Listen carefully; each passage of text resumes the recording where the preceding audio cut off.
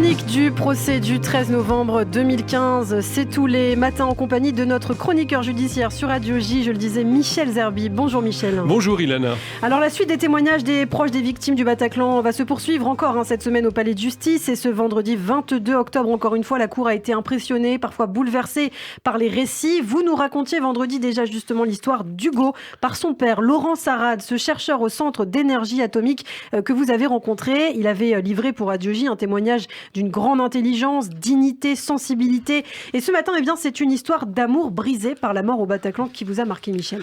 Oui, Lana, chaque journée d'audience nous touche, on l'a dit, nous affecte, nous passionne, nous attriste souvent, mais nous impressionne toujours par leur force et leur humanité. Alors oui, cette histoire d'amour, c'est Chloé, qui est magistrate aujourd'hui. Elle a rencontré Mailleul en 2013, elle avait 23 ans et lui était un juriste de 27 ans. C'est tout de suite le coup de foudre. Elle nous dit d'emblée, d'ailleurs dans sa présentation à la barre, Mailleul était beau, drôle, gentil et passionné. On a emménagé dans un appartement près de la Porte d'Orléans en novembre 2015. On a fêté ses 30 ans. On avait adopté un chat un peu fou de la SPA. On venait de voir le James Bond dernier. Pas terrible, raconte-t-elle, en faisant un peu sourire la cour. C'est rare. Alors ce soir du 13 novembre, Chloé étudie ses dossiers dans son cabinet quand elle reçoit un appel de Mailleul à 21h47, heure à laquelle l'attaque a commencé dans la salle de concert. À l'autre bout du fil, il y avait des explosions, des cris. J'ai cru à une blague, dit-elle, mais avec les cris derrière, j'ai fini par comprendre. Mailleul m'a dit qu'il était blessé, qu'il allait mourir, qu'il m'aimait. La dernière chose que je lui ai dite, et je m'en veux encore, c'est « fais semblant d'être mort ». Dernière phrase qu'elle lui dira, car Chloé entend tout de suite après un gros bruit. Elle reste en ligne, ne raccroche pas, mais Mailleul, lui, ne parle plus. J'ai gardé la communication téléphonique pendant 5 heures, dit-elle. Elle rappelle avec son fixe le commissariat pour signaler l'attaque, pour dire que son compagnon est blessé dans le Bataclan. On lui répond, on sait. Mais en fait, la télévision ne parle que des terrasses, pas du Bataclan encore.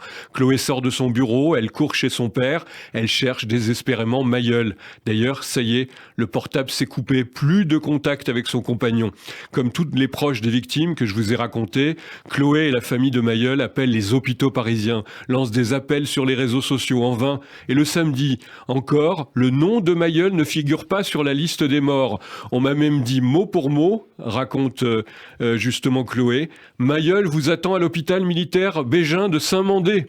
En réalité, il était déjà mort. L'information n'avait tout simplement pas été transmise. Elle ne fut pas la seule à avoir cet espoir inouï, douché par la cruelle réalité. Quand Chloé arrive à l'hôpital, c'est fini. Ils n'ont rien pu faire pour le sauver. Chloé a l'impression de prendre un couteau en plein cœur. Elle va ensuite identifier Mailleul à l'IMG. Une épreuve toujours aussi insoutenable. Dans son portefeuille, Chloé retrouve un photomaton des deux amoureux. Une photo en noir et blanc, maculée de sang, qui est d'ailleurs projetée sur l'écran. Alors l'après, vous direz, Ilana, ce sont les sentiments de culpabilité, la souffrance post-traumatique et les cauchemars. Aujourd'hui, je m'en veux de ne pas l'avoir accompagné au concert. Je m'en veux d'avoir reconstruit une vie où les autres pensent que tout va bien.